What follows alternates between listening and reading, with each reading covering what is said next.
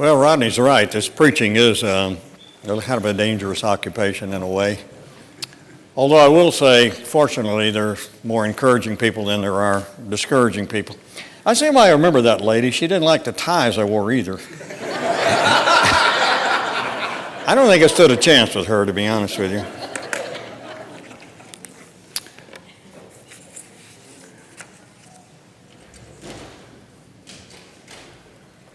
I know you all heard the story about the time but it's worth repeating in my book.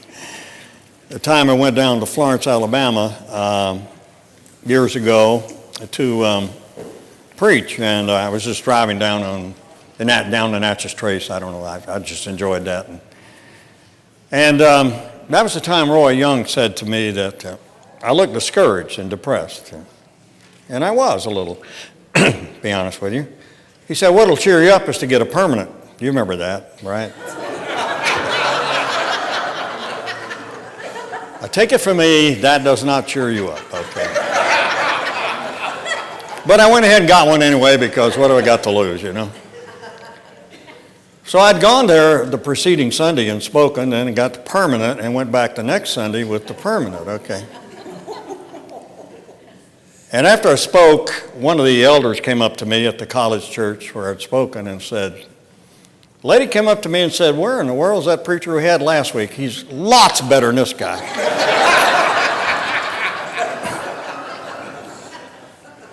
After a while, it does make you question your sanity. Well, like I've told you many times, one of the things I like to do when I teach from a Bible study is not to take it as an academic subject, but to sort of take it as a letter to me. And what's this person trying to get across to me? What do I need to hear? And that helps me with the book of James because James has this reputation of being kind of anti-Pauline, whatever that means, but he really isn't, in my opinion. Just a real practical sort of guy who understands that the truth just really can't be expressed by competitive, fighting, angry people. It just doesn't work.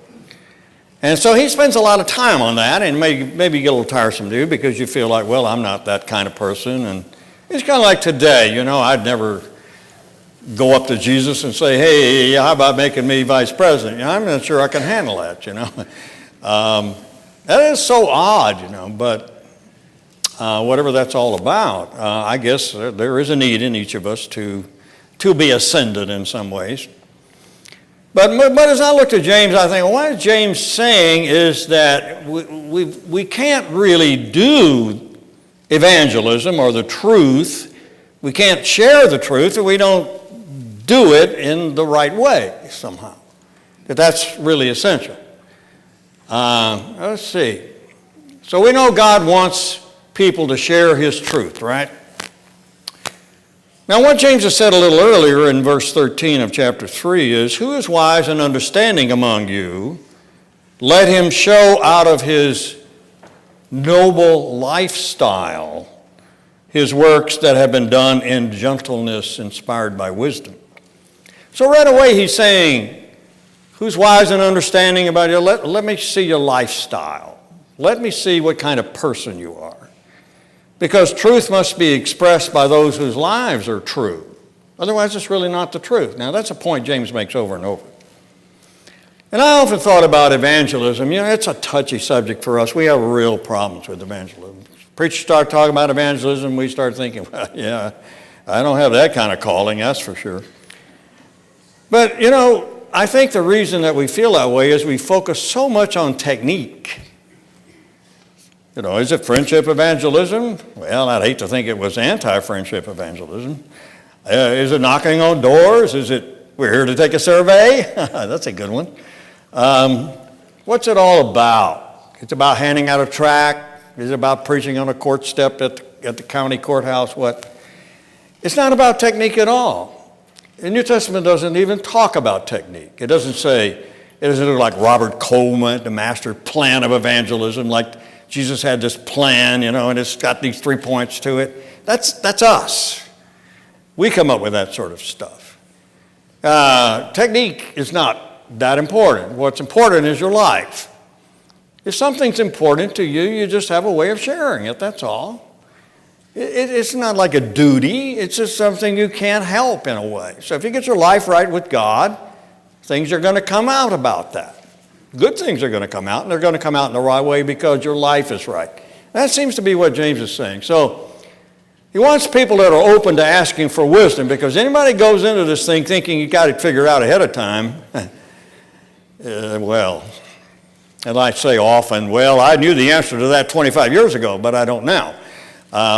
Because you learn as you go along, you got to be a little bit more humble about some of the conclusions you reach. He's also, I think, looking for people who are not enraged and proud of themselves. And rage does not have to express itself in shaking your fist at someone or giving them the infernal salute. It could be something a little deeper. It's sort of like in Star Wars where Yoda says, much anger in this one, There's much anger there. A lot of us have anger in ourselves that we won't acknowledge. I know I've had to deal with that. Why am I angry? And I tend to use that anger on people I care about. Why do I do that? Well, they're the ones next to me. It's hard to be angry at somebody on the other side of the world, So the person sitting in the car next to you gets some of that anger that you haven't dealt with. So it happens. So James says you need to start dealing with that, because it's really going to help you in your teaching. It's going to help you in your personal relationships. It's going to help you in your evangelism. It's going to be one of the most useful things you can imagine. So this is a real challenge then, and God obviously wants sharing, but he wants it done by people who are open to wisdom from him. So you think about the truth then. So how do we present the truth? Well, the surest way to keep the truth is to keep it his truth rather than our truth. I think we have in the past, without knowing it, presented our truth, our view of things, our ideas on things, our interpretation, and mistaking opinion for fact, which is quite common. We didn't have that prayerful, humble attitude. And don't worry about the Jacob down at the bottom. That's just one of those fonts that didn't make it. Those things happen. Even if you embed them, they still sometimes go awry. Now, we know this is true. Helping people grow, I think of that as sharing the truth with people because it's to their advantage spiritually to grow. It's not about me, having a scalp, sending in a letter to the paper saying, baptized 6 people in a meeting down in Podunk, It's not about that. It's about, am I helping people find a way to grow in their lives spiritually? And that has to always be done with a lot of care. Now, we don't live in utopia, believe it or not, even though in spite of this sign. This is Utopia, Texas. Anybody ever been there? This is on the outskirts. Now you got to admire this. It says what? It's a paradise. Let's keep it nice, okay? That's a real challenge, right? No doubt, to keep utopia. I wonder if they have a police department, a jail. I'm guessing they do. So even if the name of a town is Utopia. Now, Utopia, of course, is coined by Sir Thomas More, right, in his book, Utopia. Utopia is actually a play on words. In Greek, topia means a place, okay, or topos, a place. It's a place. You in Greek means good, and I in Greek means no. So More made a choice to go with you rather than EU or because he wanted to say, it's a great place, but it's no place. Get it? Atopia, it's no place. Utopia, it's a good place. Utopia, it's no place. Okay. So we don't live in a utopia. We don't live in that situation. Now, in the future, we look forward to something like that. But let's keep it nice. Yeah, that's okay. I mean, that's a good motto for a town, but still we say, that's not the kind of world we live in, Bob. You need to wake up. Well, you say, you see, Bob, what you got to recognize is that there's a lot of concerns in today's world. There are a lot of things people are concerned about. And we need to know that and recognize this is not utopia. It's a long way from it. And James would say, you're right, because we're actually here not to create utopia, but we're here to help people in their spiritual walk get closer to God. But people do have a lot of concerns, and we need to understand that. We need not to be blasé about it at all. And these concerns are many, and sometimes people have what they think are concerns, but they mask other concerns. So some of them are superficial, and some of them are pretty important. For example, I know some people this is really important to, at least by what they say. Now, whether it deep down is or not, I don't know. But looking good, making a good appearance is very important in our world. We got supermodels. I don't know. Nobody's a regular model anymore. You're just a super. You're automatically super. What do you have to do to be super? I'm not sure. I've never made the list. But I know some people are concerned about this. There are people making all kinds of money dressing up dogs and cats in uniforms and things. And babies, you know. I saw this fashionable baby. The baby's laughing, but years to come, the baby will not laugh when it sees this picture. I can't believe you made me wear that, Dad, Mom, whatever, whoever it is. But in a way, it's kind of amusing. But some people are, that's important. It kind of says who you are, who you look. Then you say, well, that's so outward, Bob. But that masks an inner need, don't you think, to be somebody, to be recognized. But then you say, well, there's a lot of deeper. Now, there are certain places in the world that are so crowded that you can't get a decent place to live. Now, I'm not talking about the plight of the homeless and all. That's so serious. That is really very serious. I understand that. But I'm talking about just simply finding your spot. It's very, very hard for some people. And so they've come up with solutions. In Japan, for example, things are so crowded that in Tokyo they've come up with this little unit. This is an apartment. And you park your car. You know, what a Japanese is doing with the German car, I don't know, but I don't want to go there. You have a door and a stair, and then you have one room with a big window. And that's your home. Okay. So you say, well, I'd rather live in a cardboard box. Well, that may be possible. Let's hope it doesn't come to that. But everybody would like to feel there's some space and so that's a big thing, you know. Other concerns that people have. Now, this one I really am fascinated by. This is about survival. You can buy these are called survival pods. And you buy these, and if there's a great catastrophe coming, like, a nuclear bomb or a gas attack or run out of Twinkies or some terrible thing, you go in this and you seal yourself in there, and then the bomb comes and blows you all around and everything, but they, supposedly, like Indiana Jones in one of his movies where he comes out of the refrigerator after a nuclear blast, you open the door and you walk out, and there you live in a world where everybody's gone but you. Should be lots of fun. But some people are really concerned about that.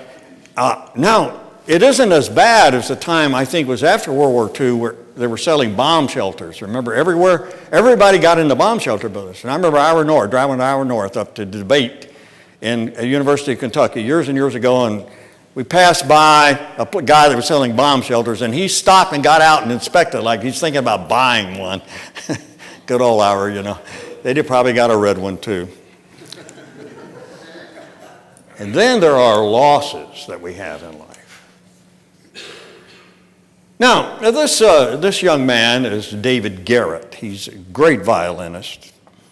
And he happened to come into possession of a Stradivarius. Now, only 600 Stradivarius violins were made. And they're worth at the least around $1 million, the cheapest one you want to buy. They're real cheap, $1 million, okay. And there are some even higher, very rare. And this man was really getting started in the business and played a concert, and he was in a hurry to get out of the hall, and he's going down the stairs backstage, and he tripped and fell on his Stradivarius and smashed it into 1 million pieces. He said, I could not get up. I just lay there. He had concerts to do, and he was ready to give up. terrible loss. And a friend came forward with a Stradivarius of his own and let him borrow it until he had his rebuilt. It cost over $100,000 just to have it rebuilt. So, there's so many things happen to us that we just don't expect. In our own family, aunt and sister driving down the road, quite innocently, went suddenly rear-ended from behind by a young lady in an SUV who's more occupied with texting than she is with driving. Out of nowhere, we have these losses that come to us. They're terrible, and we have to deal with it. Or, to me, this is a scary thing that a lot of people face, being alone. And we say to people who are alone, well, you're not really alone, the Lord is with you. And they know that.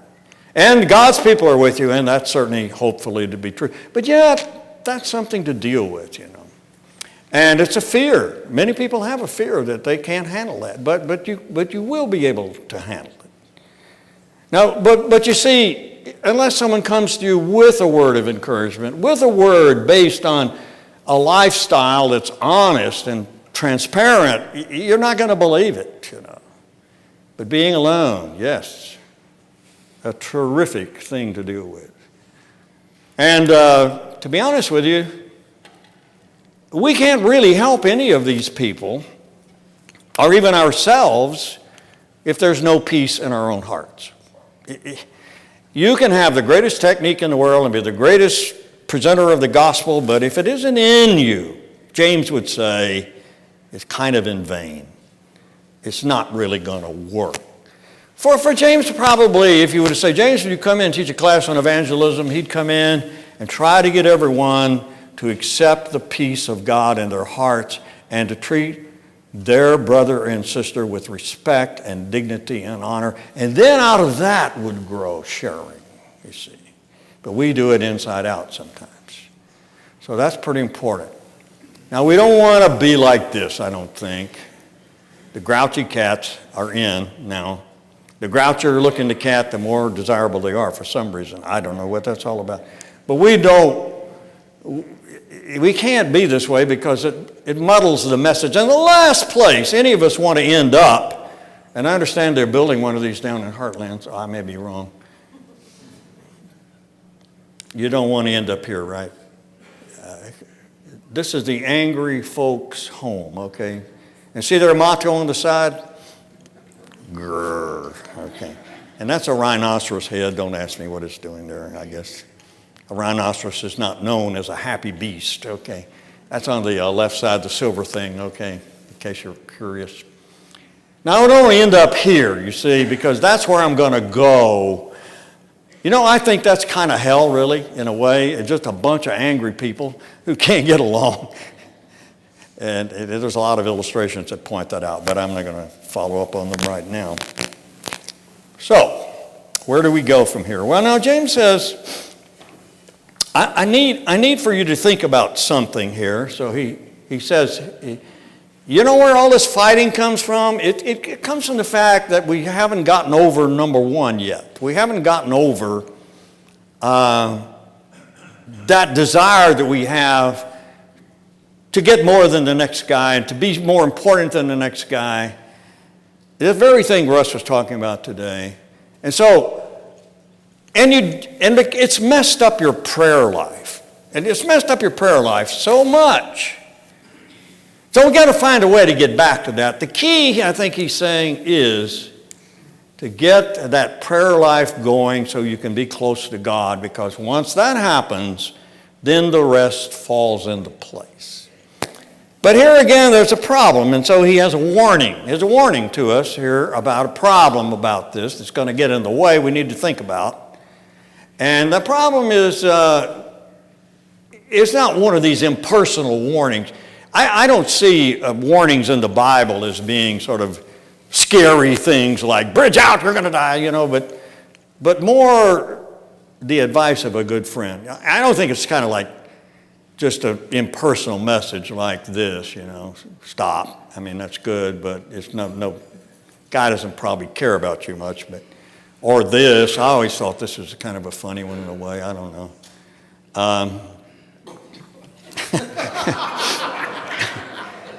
Well, even if you do survive, we're still going to get some money out of your pocket. So it's that kind of an impersonal warning to me. And it's kind of like, okay, yeah.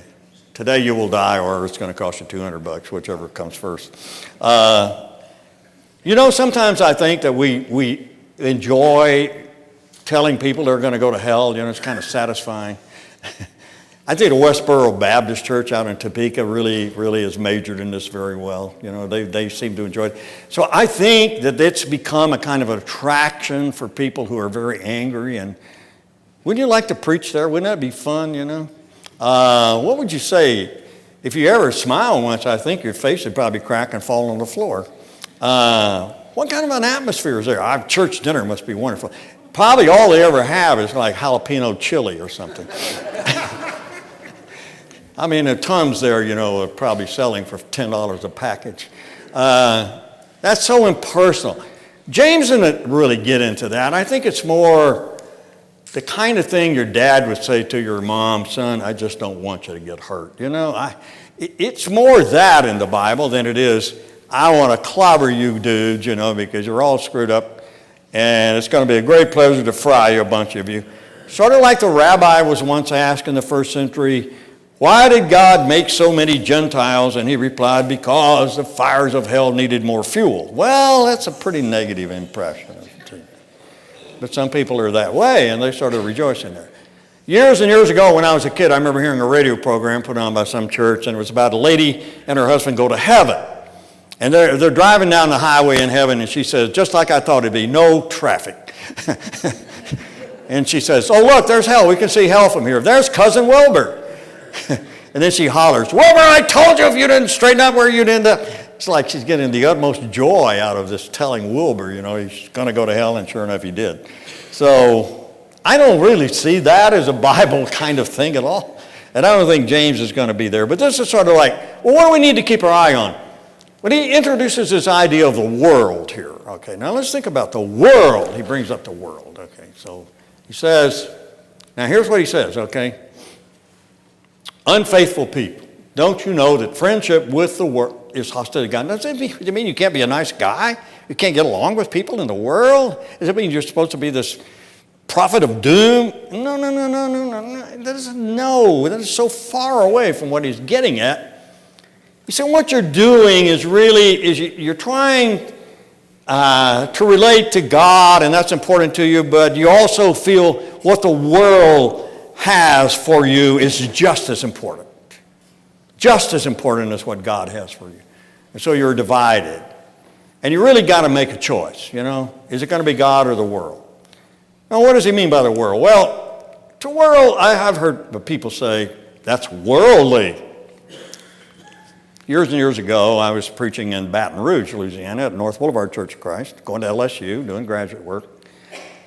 And we decided to do something really revolutionary that had never been done among churches of Christ in Louisiana, and that was to have a pictorial directory. Up to this time, a mimeograph directory with just your name and a phone number was enough.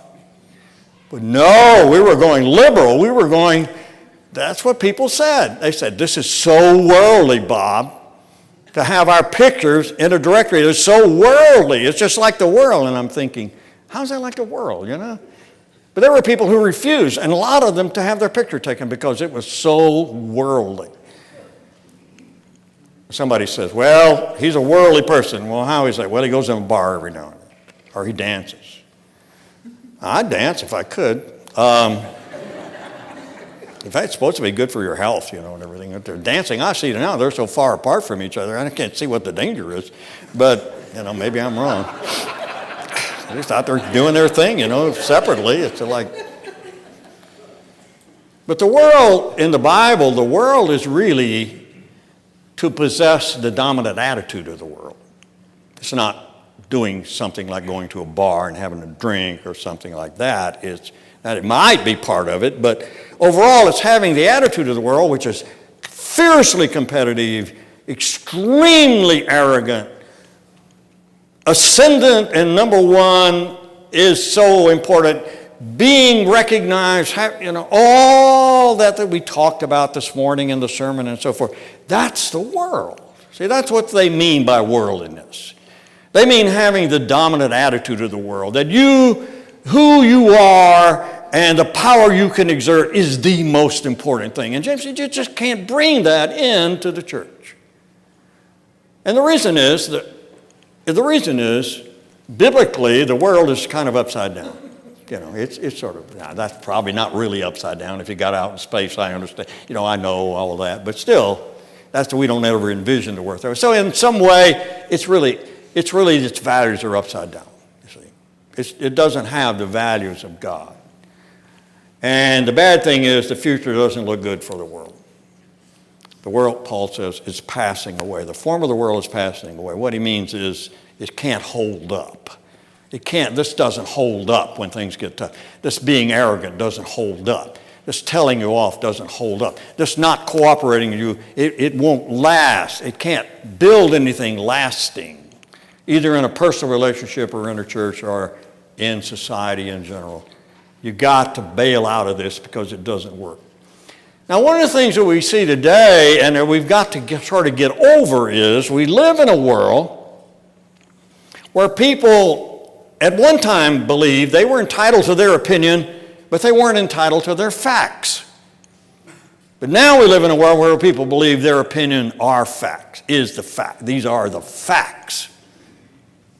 And so we have 1,001 subjective ideas of what's right, and we've sort of lost standard. We've lost our standard, you see. And James is saying, I think here, the standard is to get back in touch with God and with the truth of God, and that's just the way things really are spiritually.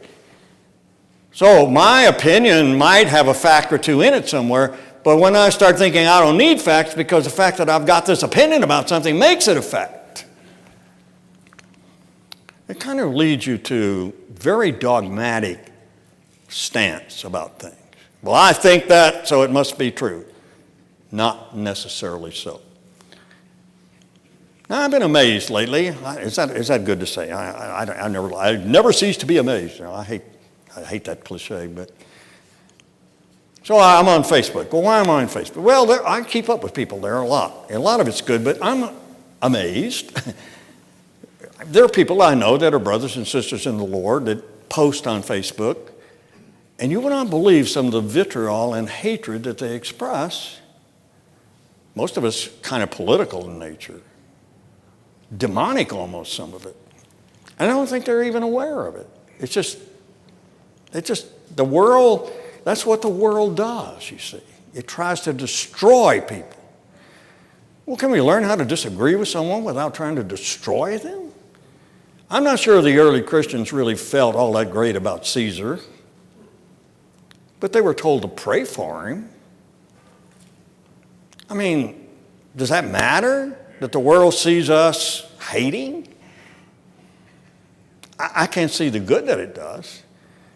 So someone says, well, you're just like the world, really. You're just like the world. You're just like everybody else. When push comes to shove, your attitude is just the same.